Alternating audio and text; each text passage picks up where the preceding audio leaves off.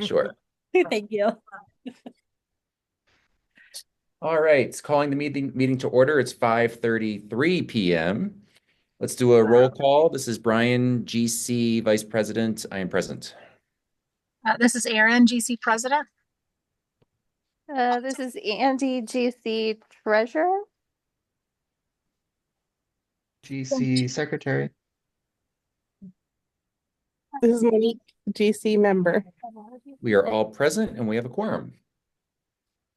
Item number 3, Governing Council Administrative Discussion and Action Items. Item 3.1, a recommendation to approve the agenda for the February 13th, 2025 regular meeting. Lori, thank you very much for making that very minor edit. If you haven't had a chance already, please scroll through and check out the agenda, and I will accept a motion when someone's ready. This is Erin. I make a motion to approve the agenda for February 13th, 2025. This is Rainey. I second. Roll call vote. This is Brian. I approve. This is Erin. I approve. This is Angie. I approve. This is Rainey. I approve. This is Monique, and I approve. Thank you. Motion passes. Item 3.2, a recommendation to approve the minutes from the January 9th, 2025 regular meeting. So again, if you haven't had a chance, please go ahead and scroll through the minutes, and I will accept a motion when you're ready. This is Erin. I make a motion to approve the minutes from the last meeting. This is Andy. I second. Roll call vote. This is Brian. I approve. This is Erin. I approve. This is Andy. I approve. Rainey. I approve. This is Monique, I approve. Thank you. Motion passes. Item number 4, public comment. Do we have anybody online or in the chat who would like to provide public comment this evening?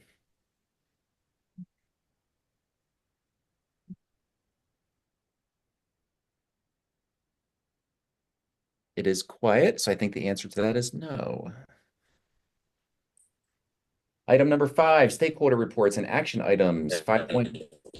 Item 5.1, director's reports. Lori, to you. I did post something, probably you haven't seen it yet. I posted it just before the meeting. The focus of my report is on the 120th day, which was yesterday. So the 120th day is a major reporting date for the state. There's the 40th, 80th, 120th day, as well as the end of the year. The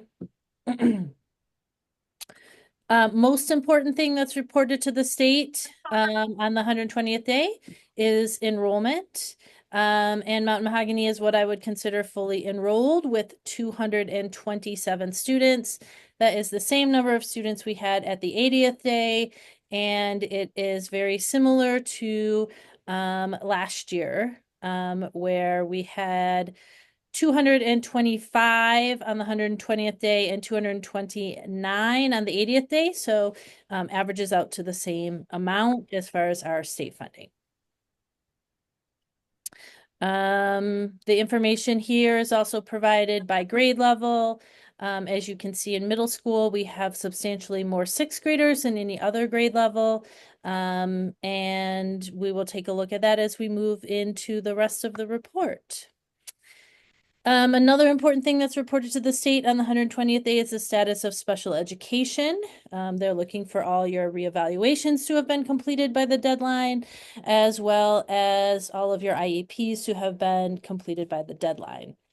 Last year, the 120th day, Mountain Mahogany had 65 students with an IEP for a disability. This year, we have 82. Last year at this time, we had 14 students with a gifted only IEP. This year we have 18. So as you can imagine, that has increased overall the number of students who are getting either gifted or special education services. Right now that stands at 100 students, which is 36% of our overall enrollment, up from last year at 29%. FTE is calculated not just on the number of students, but on the service level that they have. A student can be at A, which is the lowest, B, which is moderate, C, which is substantial, or D level, which is almost 100% in special education. And then that's multiplied out by the number of students. You can see we have a 4.2 FTE calculation for students with disability and a 0.51 calculation for gifted at this time. I would say the reason that gifted numbers are increasing is largely due to the new law that the state has around screening all students for gifted and then allowing each school to set their own criteria for whether or not a student is qualified as gifted, which doesn't require a diagnostician to do the testing. The increase in students with a IEP for disabilities, largely driven by that very large sixth grade class. We accepted a lot of students who came to us with IEPs. Also, we have more kindergartners with IEPs than in past years.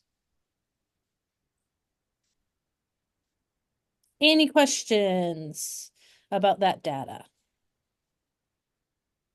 Lori, just to clarify, the 36.1 is just the students with disabilities, that percentage, correct? Yeah, that's how I've generally calculated it. So I'm not including the gifted only. Obviously, if you include the gifted only, you're just shy of 50%.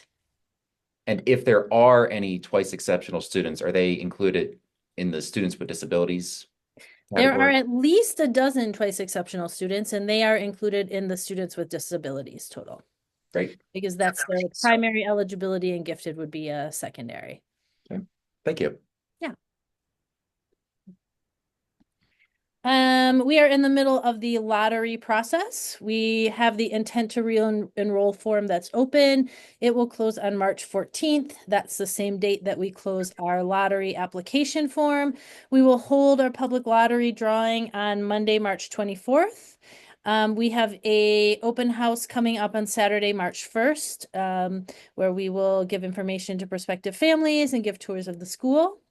We participated in a pretty well-attended Public Charter Schools of New Mexico School Choice Fair on January 25th. Saba was there. Thank you, Saba. And we have received 146 lottery applications for the upcoming school year so far. 41 of those are for middle school students. Last year, by the time we closed the lottery in mid-March, we had 169 applications. So my best estimate is we are currently on track to outpace the number of lottery applications that we'll receive this year for last year. We had a middle school dance Friday, February 7th. It was at the Sign Language Academy. They've been a great partner to us. It was the first time while I've been at the school that we were able to have an indoor dance. A lot of our middle school students were there, had a great time. We had a lot of faculty and staff who were there as chaperones and parent volunteers as well. So huge appreciation for those people, especially our parent who brought the lights and the sound system.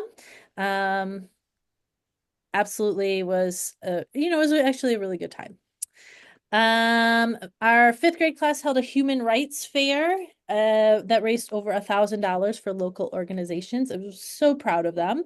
They raised money for healthcare for the homeless, Dig Deep, which is a water charity, the New Mexico Environmental Law Association, and Feeding America.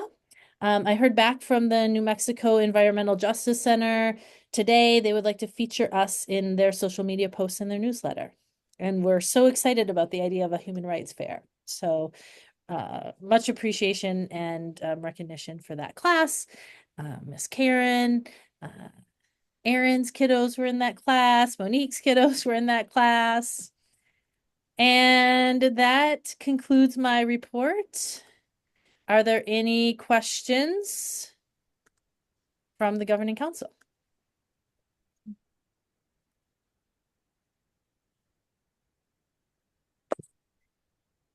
I am not hearing any, Lori. Thank you very much.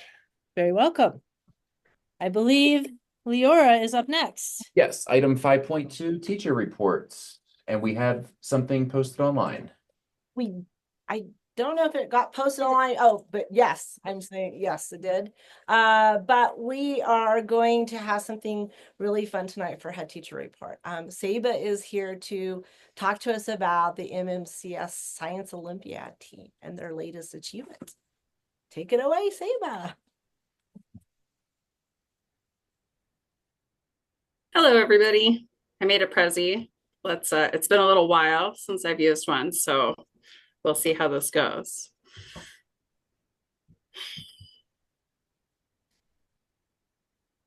How's it seem? Should it go into present mode? Hold on. There we go. Now Hey. All right, so Science Olympiad at MMCS. And now I have to move this thing because it's in the way. Okay. Saba, can you make it just a little bit bigger? Is that possible? Nope. Okay. Sorry. It looks like I'm actually at the end of it. Hold on. It gets better, Leora. Is this your first Prezi? With you, yes. Okay. So what is Science Olympiad? They are tournaments that are rigorous academic interscholastic competitions that consist of a series of team events which students prepare for during the year. This year, we were able to do all 23 events. They do have a couple of test events that we will get to run through at state. This is Mountain Mahogany's second year participating in the 2023-2024 school year. We took third place in regionals and placed 8th in state. That was 8th out of 22 teams, I believe. For the 2024-2025 school year, we took first place in regionals. That was February 1st. Here's some of the details about what we did, or how we fared in the tournaments. And state is coming up just 2 weekends from now.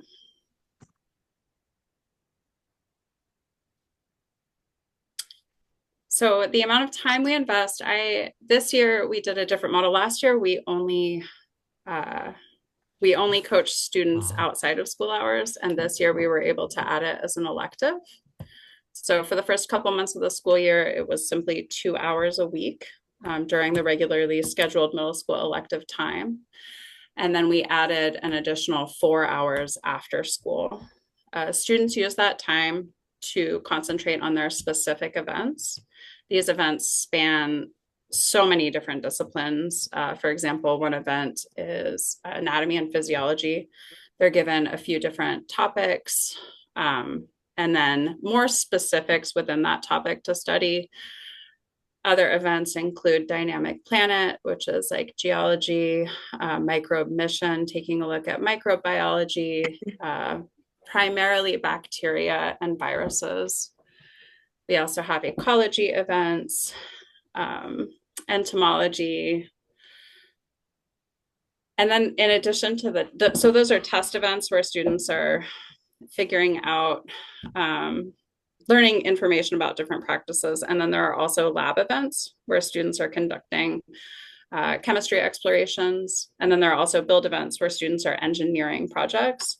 So during elective and in the after hours, students are actively engaged in the events that they've been assigned. For the most part, we attempt to have students self-select what they're interested in, but we do have students that are assigned events depending on their strengths and also who they work well with in a team. We currently have 16 students in the elective. Our team is actually 17 students. The rules allow us to have students who are on our team formally and are now freshmen to continue to compete on our team as long as they don't have a Science Olympiad team at their high school. So my daughter June is still on the team, which is a lot of fun for her. So the question that I was asked to examine was, how does participation in Science Olympiad impact science performance? And I want to point out that correlation does not imply causation, and that we really only have anecdotal evidence for this. What I am seeing from the majority of my students who are in Science Olympiad is just an increased engagement in the science instruction in my classroom. It's also giving them a lot of kind of rabbit holes to fall down in and looking at the STEM fields, which is really interesting. It can be a little bit challenging at times because they want to talk about their events or what they are interested in during instructional time for our science class. And so how does it serve our students? It just gives them greater appreciation, like greater exposure to STEM fields, specifics within science and engineering. It also gives them opportunity to be successful. We're still coming off the butterflies of winning first at regionals. I can say that really inspired some students who had been a little bit shy during Science Olympiad to really step up and engage more deeply with the elective and also in our after hours. There are some challenges with the current program. When I initially agreed to teach the Science Olympiad elective, I was under the impression that I would have a co-teacher, and having to facilitate student learning in 23 different areas all at the same time is quite a challenge. It also really asks a lot of families because there are so many hours after school and then some travel. That is all that I have. What questions do you all have about Science Olympiad? I have a quick question. Yes. Are these are only certain grades, right? It's open to? Yes. It's middle school, so 6th, 7th, and 8th graders, as well as that freshman exception that I talked about.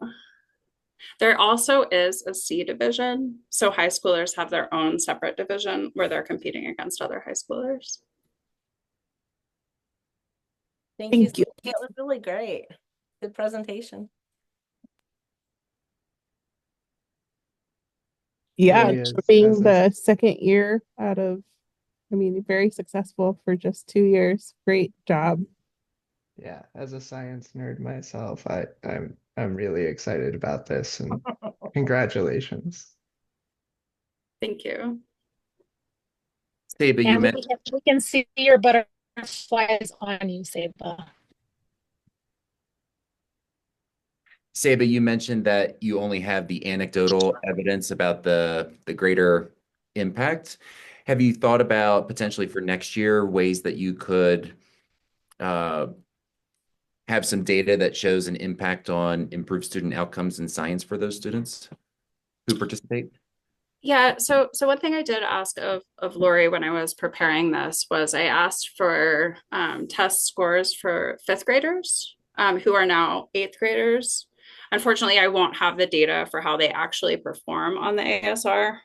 And also, again, correlation doesn't imply causation. So I can't, I mean, we don't live in a vacuum. Science Olympiad isn't the only thing that's going on in these young people's lives to engage them in science, right? I hope that I'm doing something in my classroom every day too that contributes to that. I appreciate that your first thought was ASR, given our newly adopted strategic plan that will be tracking ASR progress over time. So thank you for that. Of course. Any other questions or comments for Saba?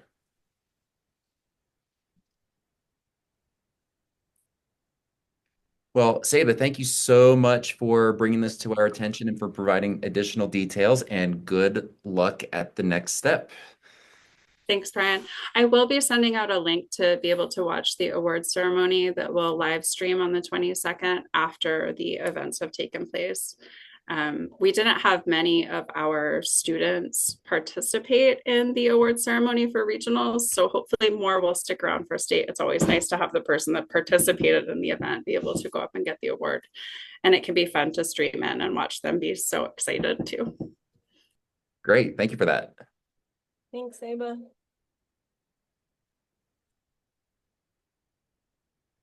Okay, well, if Saba's all done, I will continue with the head teacher report. So Lori mentioned the human rights fair, which I put in the report as well. But the kids were, one of the things I was most impressed by was that most of the students in the 5th grade class actually made items to sell themselves. So they didn't go out and purchase stuff to repurchase. or to resell, but they actually spent a lot of time making things themselves to sell to the students. And it was really wonderful to see all the grades come in and participate. So I also put that in the head teacher report.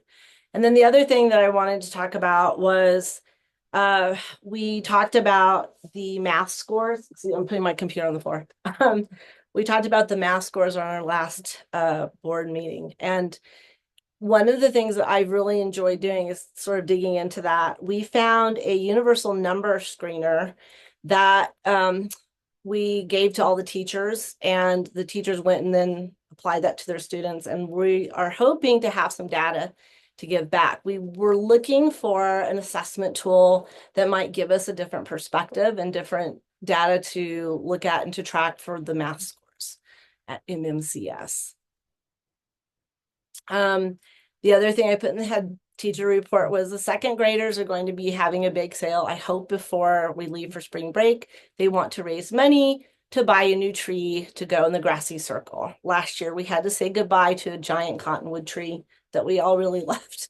And so the kids are going to raise money to put a new tree in. And Miss Nisa, our gardening teacher, will guide us in that. I don't know if it'll be another cottonwood tree, but that's kind of what the kids would like to do. So that's all I have for today. Any questions? I do, about the screener. Yeah. Who produces that? It came from, do you know which company that came from? It's called Forefront, Brian. And it's linked to the Advantage Math, which is something that the APS Title I department has been doing. That's where I learned about it. And I love that, it'll be another data point where we don't have to wait for, or you don't have to wait for, say, iReady results. Right. What kind of data does it produce? Is it by standard or by skill? It's by skill, I would say. The interesting thing about it is there's an interview component to the assessment. There is a written component, of course. There's a fluency component to it.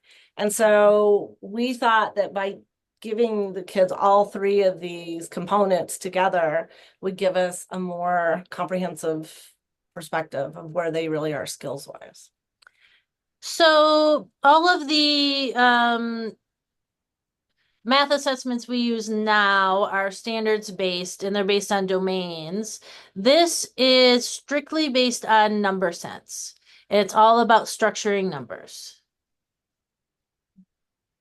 And then last question, well, I guess two-part. How is it administered once? And then how long does it take per student to administer that? It has a beginning, middle, and end of year form, so it could be administered up to 3 times a year. And I'm not sure how long it's taking. Leora, you've given the interview portion to some students. How long does it take? Not very long in second grade. I actually was able to do everybody in the class that was there.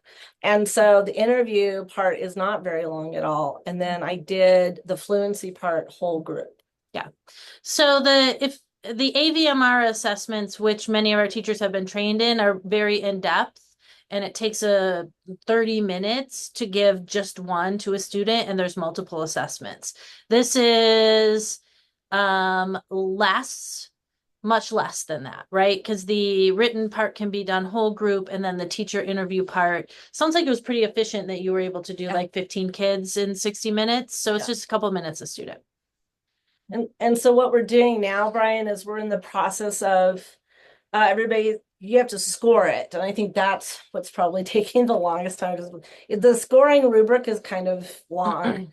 And so once we've done all of the scoring, then we have a spreadsheet that we're going to put it into, and then we'll look at that data and see what kind of, results we have compared to the iStation results. And so, Laura, you heard about it from APS Title I? I heard about Advantage Math through APS Title I. Karen actually found this number screener, but it is like based on the same research that this Advantage Math program. And are other schools with Title I students using it? Is I'm that not what they're aware of using in anyone EPS? else. I'm not aware of anyone else using it. Brian might know if anyone has brought it up within APS. But I'm not. Yeah. Mountain Mahogany may be the first. Were there any other questions regarding the teacher report for Leora? Brian, while I'm on the subject of math, and apologies, I should have covered this in my director's report. I did upload a informational sheet that we received. And this was a question you had, I think back in the fall, regarding our high dosage math tutoring. So that's something the state's providing. And it's for middle schoolers and it's done online. And so we have students who get 2 hours a week of the high dosage math tutoring. So the uploaded document shows their research, but because this was a research project and students were assigned randomly as to sort of what learning gain there was related to this. So it's not Mountain Mahogany data specific, but it is New Mexico specific data. Great, thank you for that. Of course.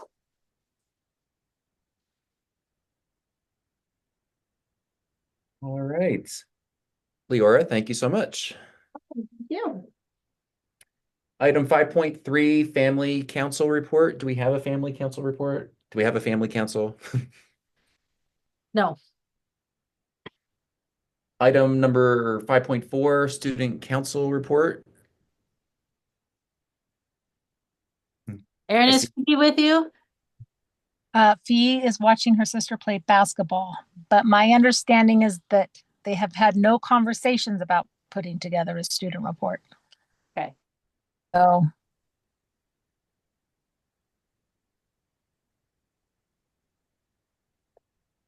Moving on to item 6, Finance Committee. Item 6.1, summary from previous Finance Committee meeting on February 10th. Alrighty, let's see. We are going to continue with sharing in a slightly different order so that we can say the things you need to vote on until the end of the finance presentation. And sorry, I'm trying to get rid of the meeting control so I can see what I'm showing you. Can you see that? Okay. So this is our RFR tracker, and this one is even more current than the one I posted on the website because I went in and checked the bank today, and there's a couple RFRs that came in this week, and so this is the most current as of an hour ago. So, but that's the only change. It's the one that was posted on the GC website showed the RFRs that we submitted yesterday. So if we go down to the very bottom, you can see that Angelina has already submitted the lunch claims for January. And this was one of the ones that came in this week. We just got the reimbursement for the USDA portion of the lunch program for the December claim. So that just came in this week. And let me go back up to the top. And so there's most of the funds we have filed, and Mary did almost all this work, but most of them we have filed through the end of January. So you can see our Title I was filed. The Idea B, which is the SPED funds, was filed.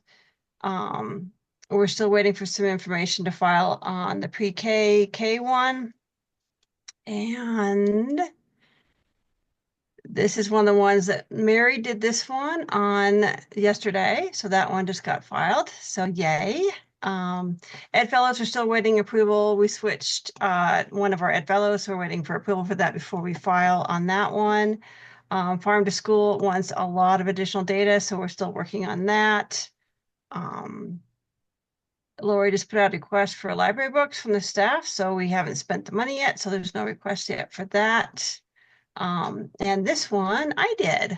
So I did do one with Mary's help. So this one got filed yesterday as well. This is out of school learning and it covers all of our awesome hour instructors. And then Mary also submitted for the 27,512, which is high dosage tutoring, and 27,528, which is community school implementation.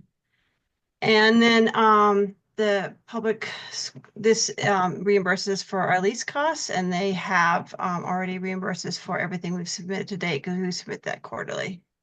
So, and let's see.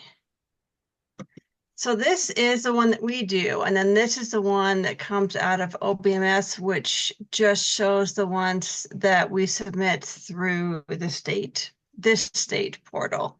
But it does show you where they are in the process of approving them and paying them. So as you can see, most of the ones that we have submitted, they have paid on. There's just a few here that were recently submitted that we're still waiting on. So are there any questions on the RFRs, request for reimbursements?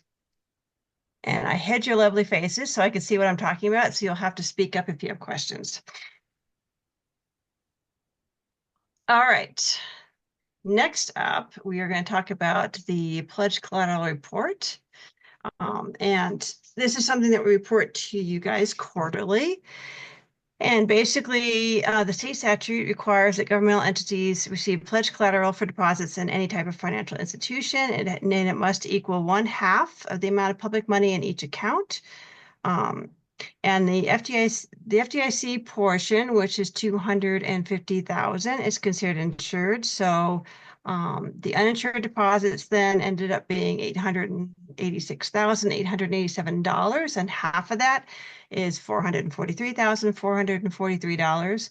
Our actual collateral is $1,161,315, which is almost 131%, well above what they're required to. And the second page of the report shows you what the collateral actually is.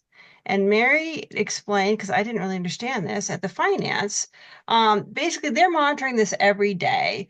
And so they're looking at, by the time we do this, it's the end of the month, the SAG comes in at the beginning of the month. That's where most of our funds come in. And by the end of the month, we've done all the payroll for the month. And so earlier in the month, we have a lot more funds in here. And so they're trying to make sure that they have enough to cover us at our highest amount.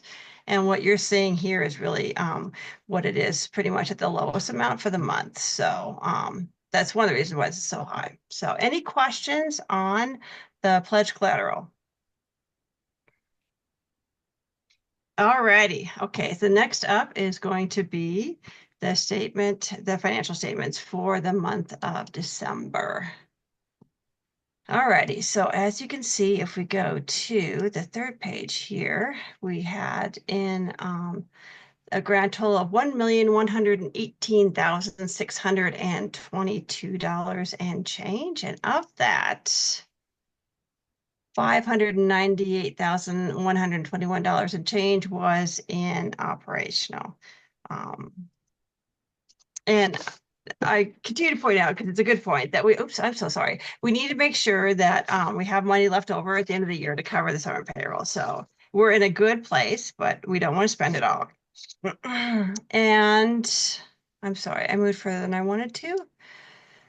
Where you see the negatives, this is where we have spent the money and we've requested reimbursement, and we're still waiting for reimbursement to come back on these funds. This one actually, because we had to wait to submit the reimbursement, all of this has come back in January. So when you see the January reports, this will actually have zeroed out. Are there any questions on the statement of financial position?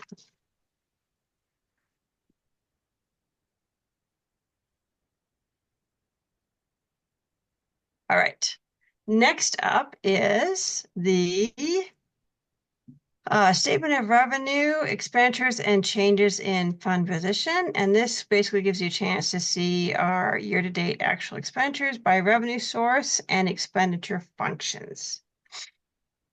So let me know if you have, and this is 3 pages, if you have any questions on the statement of revenue, expenditures, and changes in fund balance. All right. Next up is my favorite, disbursements, and I apologize, it's really small. Let me see if I can make it a little bigger. Is that better? Yes. Okay, let me know if you have any questions on what we were spending money on.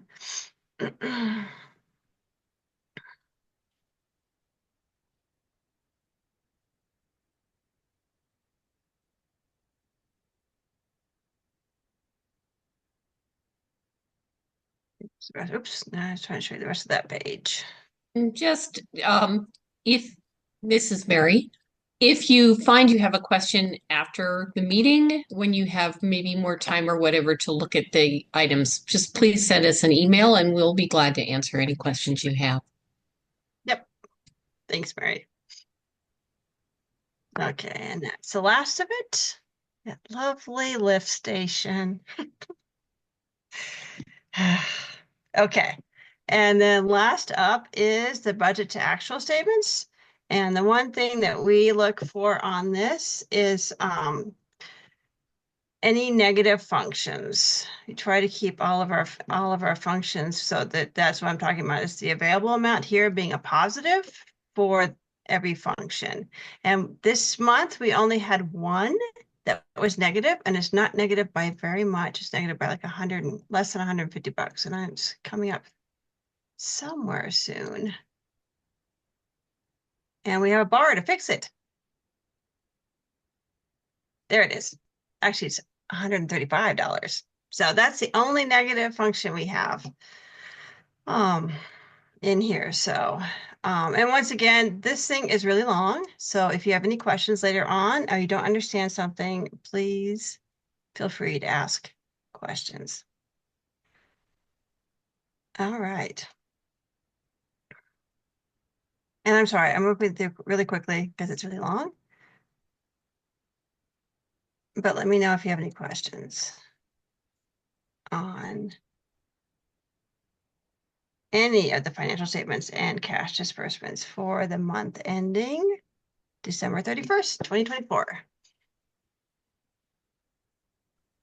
Thank you, Elizabeth. I have no questions. Are there any questions for Elizabeth before I ask for a motion to approve the financial statements? Okay, so item 6.2, a recommendation to approve financial statements and cash disbursements for the month ending December 31st, 2024. Is there a motion? This is Erin. I make a motion to approve the financial statements and cash disbursements for the month ending December 31st, 2024. This is Andy. I second. Thank you. Roll call vote. This is Brian. I approve. This is Erin. I approve. This is Andy. I approve. This is Rainey. I approve. This is Monique and I approve. Motion passes. Item 6.3, a recommendation to approve bar FY 25-18. So this bar is going to do what it is going to fix that one function that was negative. That was the 2200. And that's basically, we've been asked to put all of our professional development for the teachers into that function, which we didn't have to do in the past. That's part of the reason why we didn't estimate enough in there. So, and the fund that I'm taking it out of, or that we're taking it out of, this contracted occupational therapist, it's where we had put additional SEG money that we gotten. We don't actually have a contracted occupational therapist. Our occupational therapist is actually an employee of the school. So that was just to hold it. And so I'm looking to move 5,000 into the professional development fund, which hopefully will get us through the rest of the year. And then we've also been spending a whole lot more on janitorial supplies than I expected. And we are not negative yet, but we will be soon. So I'm just anticipating the additional costs that we'll have there. So are there any questions about this bar?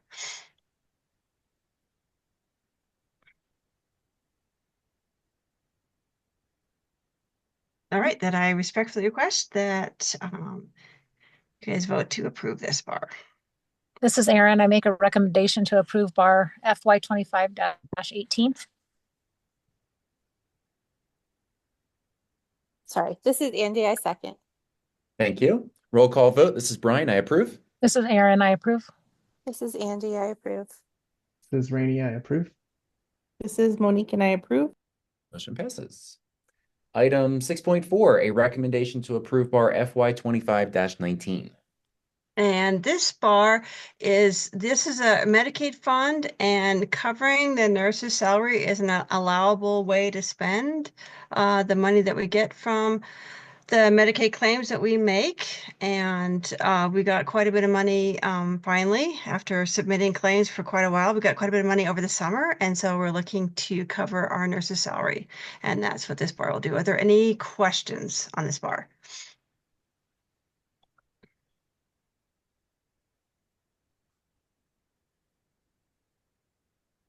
All right, then I respectfully request that you vote on approving this bar number fiscal year 25-19. This is Erin. I make a motion to approve bar FY 25-19. This is Andy, I second. Roll call vote. This is Brian, I approve. This is Erin. I approve. This is Andy, I approve. This is Rainey, I approve. This is Monique and I approve. Motion passes. Item 6.5, a recommendation to approve bar FY 25-20. So this bar is for the Idea B that is for pre-K and kinder, and we've never actually gotten these funds before. And so when APS actually put them into a supply code, but we want to use it to cover the expenses of our diagnostician to do evals for kinder, and so that's what this is for. Any questions? All right, then I respectfully request that you vote to approve bar fiscal FY 25-20. This is Erin. I make a motion to approve bar FY 25-20. This is Andy, I second. Roll call vote. This is Brian, I approve. This is Erin. I approve. This is Andy, I approve. This is Rainey, I approve. This is Monique and I approve. The motion passes. Item 6.6, a recommendation to approve bar FY 25-21. All right, so this is for our Title I CSI grant. Part of the money that Lori requested was for a contractor to help with attendance support, and we actually are using one of our staff members to do this, and so we're switching it from exterior contractor to interior salary costs. Any questions? All right, then I respectfully request that you vote to approve bar FY 25-21. This is Erin. I make a motion to approve bar FY 25-21.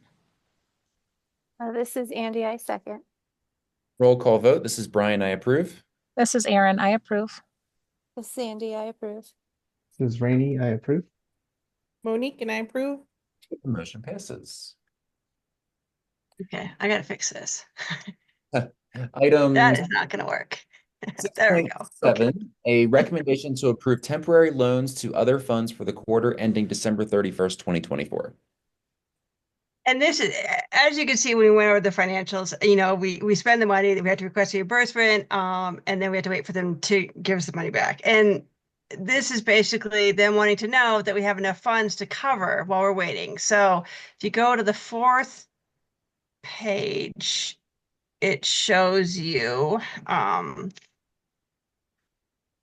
the amount that's still outstanding in those grant funds. And also, if you look at the financial report, I have a table in it that shows you. So in the 21,000, there was $8,337 outstanding. And that's our USDA lunch fund. And the 21,100s, there was $3,418. And in the 24,000s, which is like our Title I and the IDB and a couple others, it was 53,255. And the 27,000s, it was $29,042. And in the 31,000s, it was 52,998. And that was the lease assistance for a grand total of $147,052. And if you remember from back at the beginning, we had over 500,000 in our operational. So we have more than enough to cover it. And so are there any questions on that? I have one question, Elizabeth. You pointed us Yes. toward let me just zoom back out. Oh, I think I answered my own question. I was zoomed in too far. I was just looking to match the numbers to your financial report, but I think I Yep. found it. So I have no Okay, fabulous. Well, if there are no questions, then I respectfully request that you approve the temporary loans to other funds for the quarter ending December 31, 2024. I make a motion to approve the temporary loans to other funds for the quarter ending December 31st, 2024. This is Andy, I second. roll call vote. This is Brian. I approve. This is Aaron. I approve. This is Andy, I approve. This is Rainey, I approve. Monique and I approve. The motion passes. Item 6.8, a recommendation to approve purchase order and give director permission to sign a contract with Cottonwood Gulch for up to $30,000 for outdoor education services. So I did upload this was the quote that we got, and I put a note up here to explain why we're asking or why Lori's requesting authorization for up to 30. We spent 15,000 already in the fall, and this quote is for 11,000, but she likes to ask for a little bit more just in case something comes up that we don't anticipate and there are additional costs, we don't have to come back. And so that's why she's requesting up to 30,000 for outdoor education services with Cottonwood Gulch. And So Lori, do we normally need two requests, one for the fall and one for the spring, or is this new? we did not do one for the fall because 15,000 is Lori's signing authority. Normally we would have done this before, but we didn't get the quote in time to bring it to the GC before we needed to sign the contract for the falls. So normally we would have done it earlier in one time. Meaning there'd be one Yes. contract for the entire Yes. outdoor experience. Yes. And so is the quote that is being represented right now typical? Because we've done I'm it sorry. before, right? There's been previous years where we. Yes. And I'm sorry, you cut out in the middle and it may be my connection. Oh, I'm sorry. I'm just wanting to know if, we're budgeting for it, right, each year. Yes. Is it going up? Is this a typical amount that we're seeing over the multiple years that we've?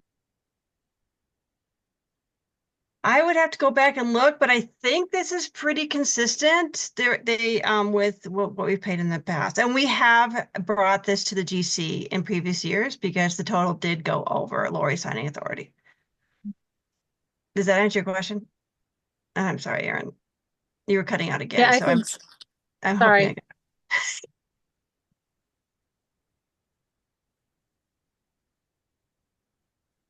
This is Lori, and I think last year we did spend a little bit more. Cottonwood Gulch has limited capacity in the summer because they have their own summer camp programs and treks that they run. So this year they're going to be doing this trek to serve about 25 students. We'll accept students beginning in 8th grade, filling spots. If it doesn't fill up with 8th graders, we'll accept 7th graders and then 6th graders. And in past years, they've also run some concurrent programs while this trek has been happening. This year, we will be running some field trips ourselves, instead of through Cottonwood Gulch in the spring.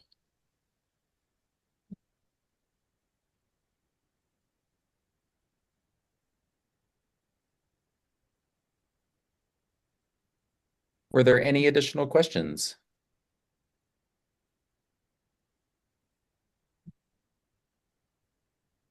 If not, I will entertain a motion.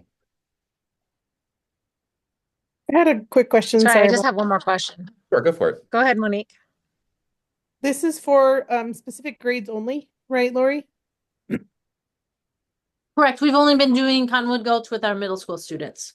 They do have some programs, I think, that they offer for 4th grade connected to the free passes 4th graders get for national parks that we've done with our 4th graders. It hasn't incurred a cost to the school, however. Okay, thank you. So sorry, I'm getting clear. I want clarity again. My bad. So we budgeted for 15,000. And are you saying that it's close to like 25,000 Aaron, we total? budgeted the total amount of money, but we didn't ask the governing council for spending authority for it. So we spent, let's just say we budgeted Okay. 30,000. Yep. We spent 15 in the fall. To spend another 15 in the Okay. spring, we need your Got it. But it is already budgeted. It's not an unexpected or Yes. Okay. Okay. Okay. Thank you. Yes. Yeah, Aaron, I think the only unforeseen part would be the difference between the 25 and the 30 or the Yeah. 20. Yeah. Okay. Okay. Yeah, I was just making sure I was following along, which obviously I was not. Thank you very much. Okay. I make a motion to approve the purchase order and give the director permission to sign a contract with Cottonwood Gulch for up to 30,000 for outdoor education services. This is Andy, I second. Roll call votes. This is Brian. I approve. This is Aaron. I This is approve. Andy, I approve. Oh, this is Andy, I approve. This is Rainey, I approve. Monique and I approve. The motion passes. Item 6.9, a recommendation to approve a purchase order and give director permission to sign a contract with TLC for up to $30,000 for kitchen improvements. Very exciting. Our lunch service staff are very excited about this proposal. So, and this proposal right now is for a little over 24,000. But Lori is requesting up to 30,000 just in case. And this is looking at adding a hot water heater. We do not have a designated hot water heater for the lunch serving area, and it's really hard to get the hot water from where the heater is to the sink. We're also looking at upgrading from a 2-bin to a 3-bin sink, adding a grease trap, and adding a hand wash sink, and all the plumbing and wiring that goes along with doing that work. This is funded by a grant that we received from PED for kitchen improvements. So we have 12,000 left in that grant. So 12,000 of it will be funded through the grant, and then the rest will be coming through HB 33, your property tax. So, any questions on this one?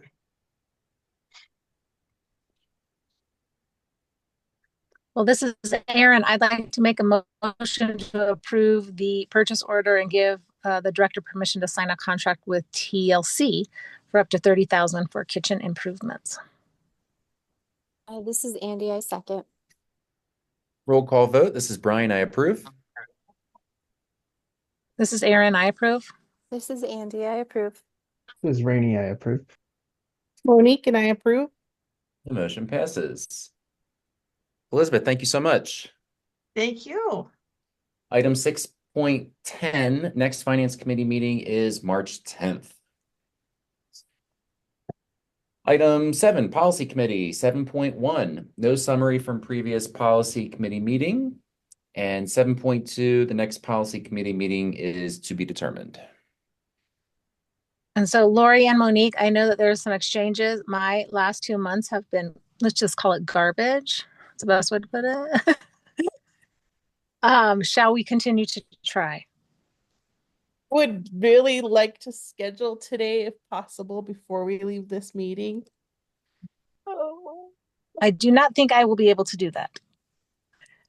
I need to wait till the husband gets back in town before I can commit. Yeah. And if we can at least get one in the next month on the books would be great.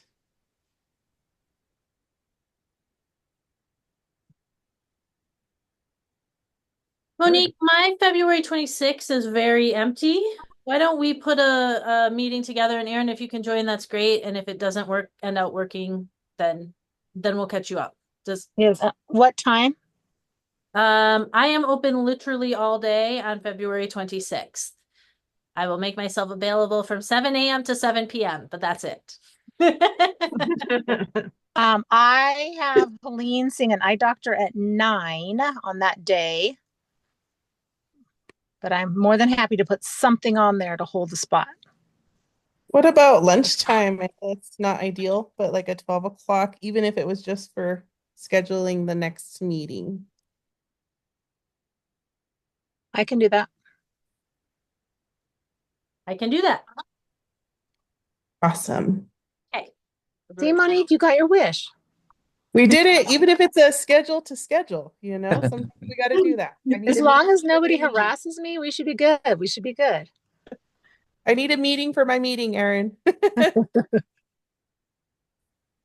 All right, And item are we gonna do it in person or Zoom? I'm assuming Zoom. Zoom, please. Okay. Item 8, Academic Excellence Committee. 8.1 is the summary from the Academic Excellence Committee meeting on December 10th, but we would have covered that at our January meeting. And Lori, it would be great if we could figure out a good recurring day of the month so we can get back into the cadence of meeting on a regular basis. There was an email I sent a little while back. I think Kana responded, but I want to make sure I get your input as well. Okay. Why don't we maybe figure it out after the meeting? I actually have to race off Okay. as soon as we wrap up. Then I can email you. That would be great. Thank you. Okay.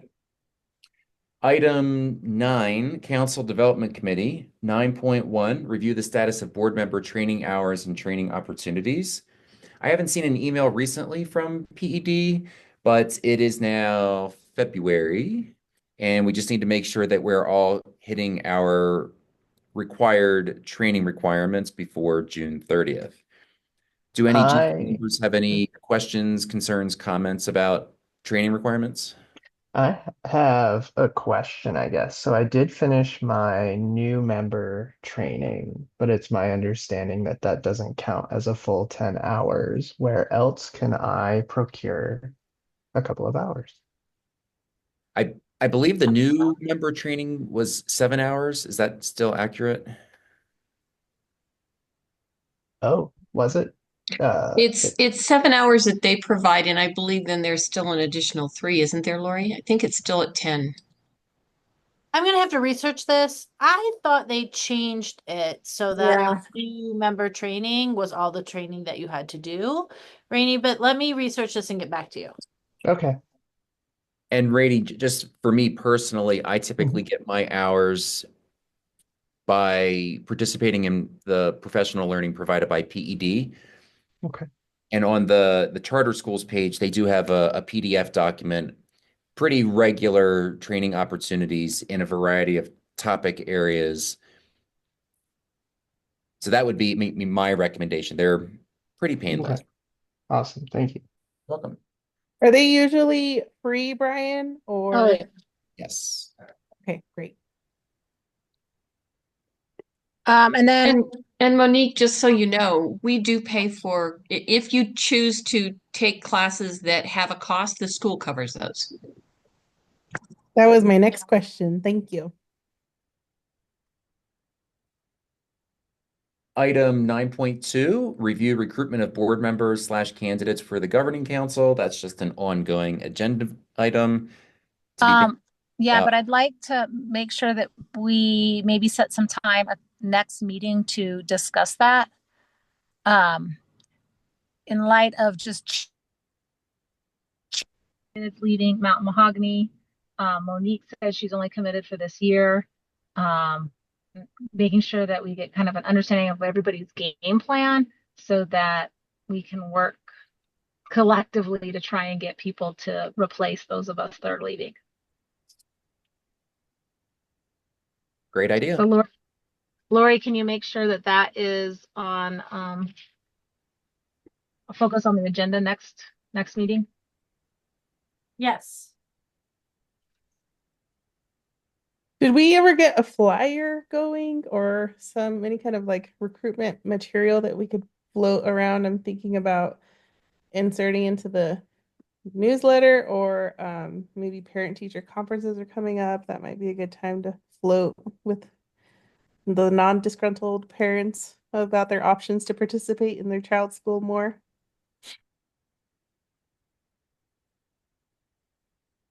I thought I drafted something, but that may have been for parent council, which also is struggling lovely a little thing. I'm more than happy to just kind of, I have to find where I put it, but putting something together. I will say that it seems that people are more inclined with a direct ask, though I have been shot down twice. Um, I turned to Leora and Lori and being like, who do we know who would do it and would participate, right? So Erin, can I ask a quick question? sure. How does the board feel about current parents being on the board? Is that something that you guys kind of take but would really not have? What's your perspective on that? I mean, it's an inherent conflict, but I think most schools do it. I think that I would prefer that there's not just all parents sitting on governing council, right? So by all means, yes, you're a parent, you can participate. Um, I I just think that we have added benefit by having somebody like Brian and Andy, who aren't, have a bias, right? Or kind of looking out for their own kid. They're kind of looking at the whole school perspective. So it's a good balance to have everybody. I really want an accountant. And I do think, ironically, having a lawyer sitting at the table has been helpful a couple times. But it's just really hard to get people to volunteer. So if we end up having all parents, it is what it is.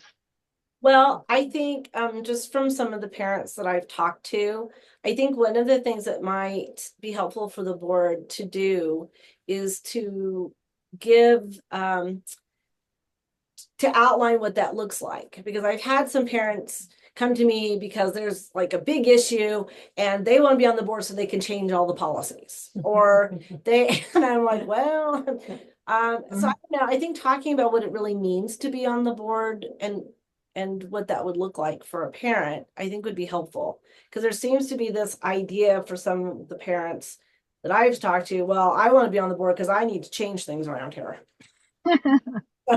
So Yes. I think just sort of giving an overall, like, this is what it really means to sit on a school board. Yeah. Lori, when are parent teacher conferences right before spring break or after? I can't remember.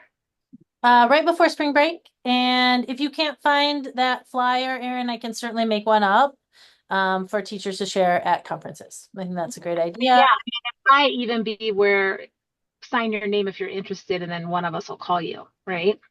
Yeah, like a flyer with a form at the bottom kind of thing. Yeah. Yeah. Okay. Okay, so I think we're good with council development, both in terms of recruitment and people being able to talk about what their game plan is for next year at the next meeting. Sounds like a plan. Item 10, Director Support Committee. Item 10.1, nothing to report. I apologize, but I do have to sign off. Is anyone willing to just facilitate the next item before adjournment? Yeah, I can do it, Brian, because Okay. you covered me. Thank you, everyone. I will see you next time. Sounds good. Thank you. Bye. So item 10 is a director support committee. Lori, Brian and I have been talking about this component probably since the start of the school year. And so, James and I met with you at least once a quarter. And so I'm hoping that we can reinstitute that. And it can either be me and Brian, it can literally be anybody as long as we don't have a quorum. So could you shoot an email? Well, first, is there anybody else on the board that would like to sit with Lori regarding this kind of committee work? And the idea is really, it's just support, right? It's backup, being able to drill a little deeper at other things, help addressing things, preparing for budget, etc. Anybody else interested? Hearing none.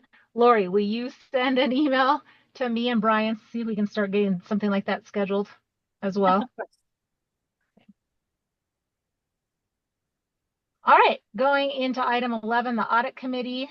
I believe we had an audit meeting. I'm sorry I was not able to participate. So Mary or Elizabeth or Lori, does one of you want to report out?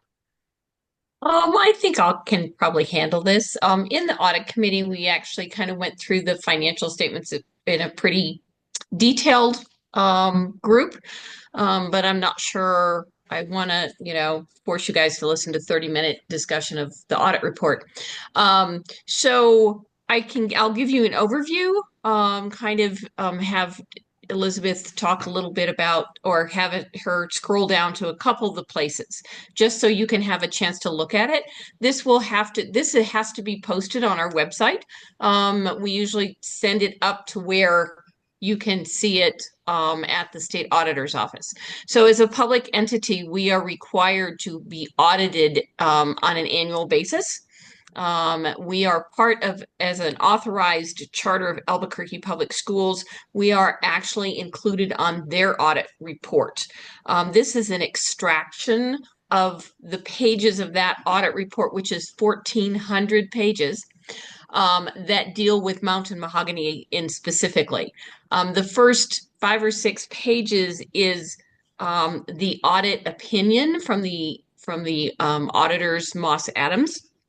When I started in as a CPA, it was 1 page. Not even a full page. It is now like 7 pages.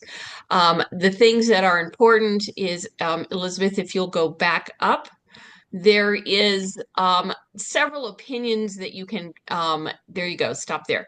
There's several opinions that you can have as a financial entity. The top level best prognosis, best you can get is an unmodified opinion, and that is what we, as well as many of the charters of Albuquerque Public Schools, received. And so that means that the financial statements that we provide to the auditors are reviewed. It is not 100% audit. They can't guarantee that they're going to catch anything if they do sampling of transactions. So they will not tell you that they will catch any and all fraud, because they can't do that when they do a sample.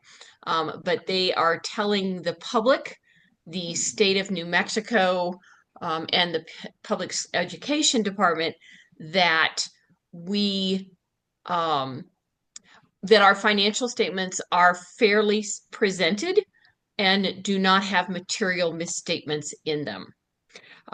This is rules based on the Governmental Accounting Standards Boards and the American Society of CPAs audit standards. Very, very official, very well respected. So when when an audit firm comes in and says that you have an unqualified opinion, that's basically gold star. If you go down further, so the government accounting standards require that we have several levels of financial statements. In the state of New Mexico, we have cash basis financial statements. So basically we report and recognize expense as it's paid. And slightly different, I guess I call it cash basis with accrual of payroll. So when we make payroll, we hold taxes out for employees, and we remit those. So payroll liabilities are recognized in the state of New Mexico as a liability in our books, but that's about the only thing. So we have cash basis financial statements. We are required to identify any and all receivables and payables and any kind of asset that is through our cash basis financial statements, and that's called modified accrual, which is the second level of financial statements for governmentals. The final one is called government-wide financial statements, and at that point, they're going to pull in the liability that we are required to recognize for our pension for our employees, our portion of that pension liability.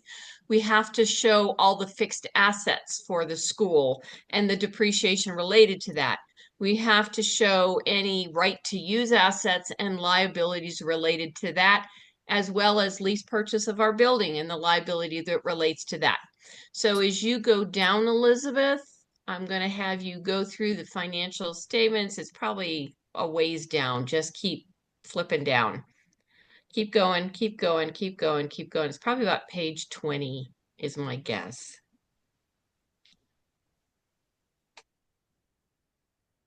Just a little bit more. You're going to look for one that talks about keep going. We're getting close. Getting close. Getting close. Getting close. This is like a 5-page thing. There we go. So this is the government-wide financial statements. As you notice, we'll have fixed assets in there. Those deferred outflows, that relates to our pension liability. Basically, the Retirement Education Retirement Board and the Retiree Healthcare Board send us the financial statements that they have their numbers audited and say, here's your part, guys. We have basically nothing to do with those things except we have to show them on our financial statements. Those are some big numbers. If you look down at the net, about 2/3 of the way down, you'll see non-current liabilities, net pension liability.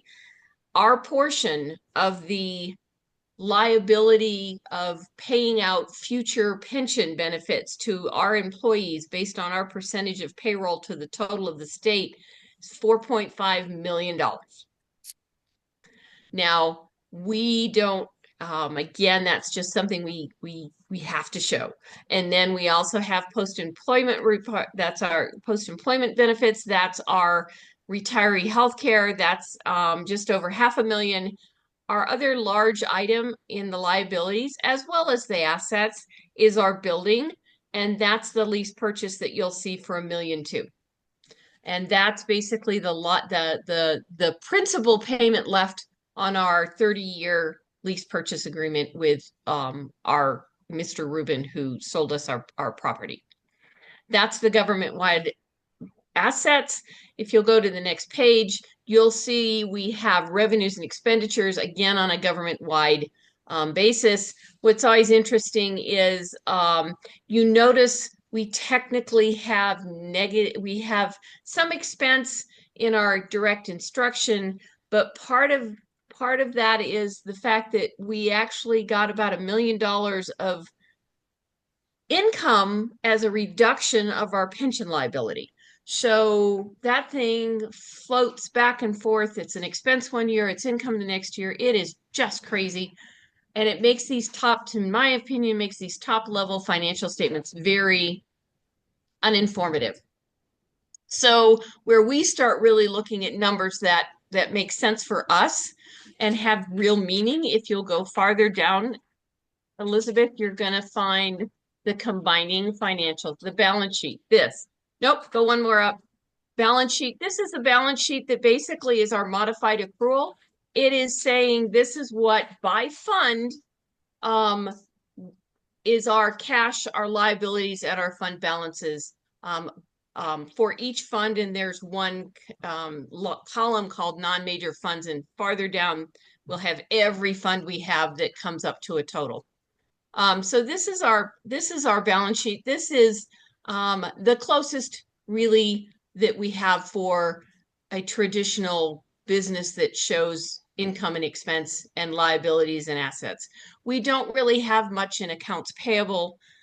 We have very small amounts that we can waive and we don't record those. The one exception is we did have a construction in progress in our capital improvements fund, some work the construction folks were doing, and we have to show that as both an asset and a liability. If you go farther down, so this is our balance sheet. The next page actually kind of takes you from what this is and adds all those weird things up to take you to the government wide. And if anybody really wants some boring discussion, you can call me and I'll go through all of this stuff with you. If you go to the next page, Elizabeth, this is basically the income statement, again, on that same modified accrual basis. And it tells you, and if you think about what Elizabeth shows you, we have a statement of revenues, expenditures, and change balance that we give you. This tells you the type of revenue, and it tells you by function, which is, by group of services that the school has expenses on. So let's go farther down. So this, this is for your information. This is the same thing for expenditures that takes you up to modify to the government-wide financial statements. Again, if you really want a interesting conversation, I'll be glad to go over that with you. So this is, we also have to show our budgetary for the major funds. So this is original budget, final budget, actuals, and any variances. If you'll go back one sheet, 2 pages, Elizabeth, one of the things we've been working on, and if you'll go down farther, one of the things we've been trying to work on is to get our cash balance in our operational fund up to a high enough position where APS is comfortable and we have a pretty nice cushion. At the end of fiscal 6/30/24, we had $318,000 in cash balance in our operational. If you all recall, 2 years ago at the end of 2022, that number was negative 103,000. So we have made some major strides in order to kind of get ourselves in a place that gives us some better cushion. All right. We also, I will say, you have over $500,000 of cash balance in House Bill 33. And for me to say cash balance for anybody who's used to businesses, that's your net worth, or your personal, that's your net worth, cash net worth. All right. So I'm going to let you all look through those if you want.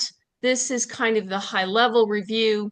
The thing that normally comes to the attention of our board is something called findings. And as the auditors do their work, they look for items where we have made significant enough mistakes that they feel it has to be disclosed, or it's a compliance issue, and they are required to report to the state auditor's office that we have a finding.